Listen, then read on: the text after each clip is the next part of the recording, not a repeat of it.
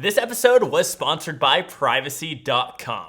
This is one of the biggest video comparisons of the year. What's up guys, it's Karl here, back with another episode and comparing two of the biggest flagships of 2019. Of course, we have the brand new iPhone 11 Pro Max. This is Apple's biggest and most expensive flagship against the heavy hitter, one of the most popular large size devices, the Galaxy Note 10 Plus. And if you want to see one of these devices as a potential giveaway, which would you get? The brand new iPhone 11 Pro, the Note 10 Plus? Let me know down below. We'll try to make it happen. Let's of course start with pricing because that's the most important, where you're gonna spend your hard-earned money. Both are super expensive. Depending on where you live and depending on storage options, for example, I'm up here in Canada, this guy, the largest spec, 512 gigs, cost $2,000. The Note 10 Plus, 256 gigs, around $1,500. If you're in the US, you're looking anywhere over the $1,200 price point, which is kind of mind-blowing for a flagship, but we're here, it's 2019, that's how much phones cost, and I think you just gotta look past that at this point, or if you're looking for something cheaper, switch to another video.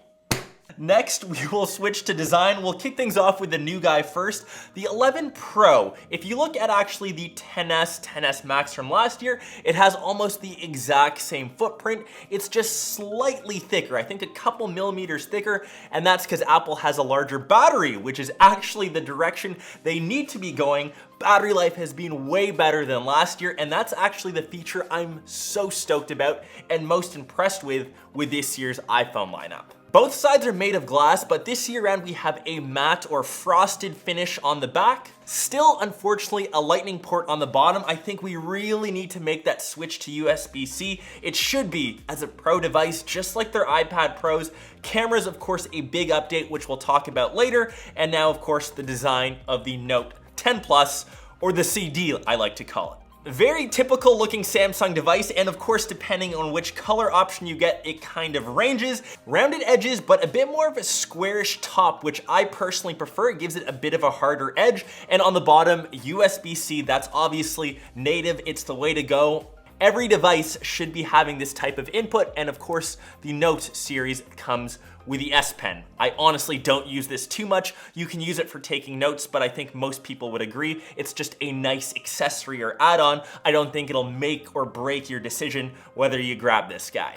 Both feel super premium in your hands. It's almost justifiable to say you've spent over $1,000 on a device. I think it's personal preference. We'll give a tie in design awards. Let's flip to the other side, which of course is the display. It's the thing that you use the most, and it's also the thing where the biggest differences are. And unfortunately, even though this is a Plus model, this is a Pro model, they still don't have a higher refresh rate display. Just like the OnePlus 7 Pro, the soon-to-be OnePlus 7T. The iPad Pro, it's something that I wish we saw in more devices, and it's sad to say that a $1,000+ phone doesn't have a display like that. Make the Pro model have Pro specs. The same thing applies for the Note, but the saving grace for this guy, you can even see just on this video right here without going to B-roll. The iPhone looks dated. We've seen this design for the past couple years. I think they could squeeze an extra couple millimeters, whereas on the Note, it does go edge to edge. It's gorgeous, it's beautiful.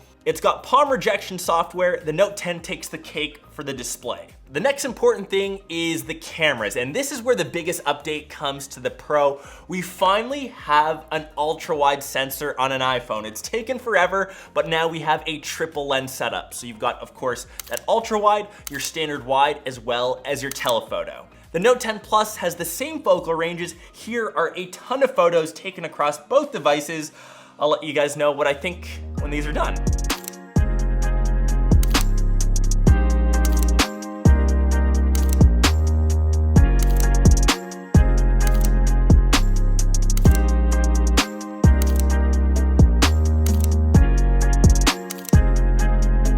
The The iPhone to me has taken way better photos, dynamic range, color reproduction. The Note 10 for me, sometimes the saturation is a bit off. I think the white and blacks don't get as deep as they need to. Night mode on this guy, even though it is automatic, you can't toggle it, still takes the cake. Would love to see how this competes against the upcoming Pixel 4. You know that Google usually reigns supreme in the camera department. I think that will be a super fun video to make. We've got iOS 13, dark mode, swiping to text, which of course we've seen on Android forever. Samsung is rocking One UI, and I think they've done a great job in simplifying it. I think this debate comes down to personal preference. Do you have Macs? Do you want that continuity? Do you like Android? I think that question is only for you to decide. Performance, I'm not really gonna chat about because we are talking about flagships. They are both beasts. Yeah, in the keynote, Apple said it's the fastest chipset, but mobile chipsets are just becoming powerhouses, and I think 90% of people out there can get by totally fine with smartphones alone. They're that good, so you don't need to worry on the performance end. And I think that pretty much wraps up the major comparisons and the everyday use of a smartphone. Let me know your thoughts down below, which device you prefer. And remember, if you want to see this or one of these devices as a giveaway, which device would you pick? I'll try to make it happen, and I hope you guys enjoyed this video.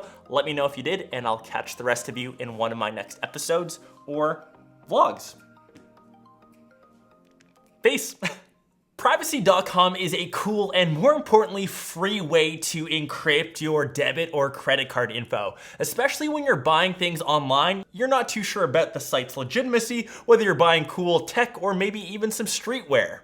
It ensures that your identity and bank info will always be protected. It'll generate a random or virtual card number, and you can use that instead of your own info. You never need to worry about being double billed. Your info, if it's ever hacked, isn't actually lost. It's just that fake random generated number. And you'll actually get a notification so you can cancel your own card as quickly as you can. And when you head to privacy.com/Karl Conrad, you'll save $5 on your first purchase. So go check it out. You can even get a Chrome extension if you're interested. So it's easy, integrated, simple, all in one place, and you don't really need to worry about anything because it's protected. Happy online shopping.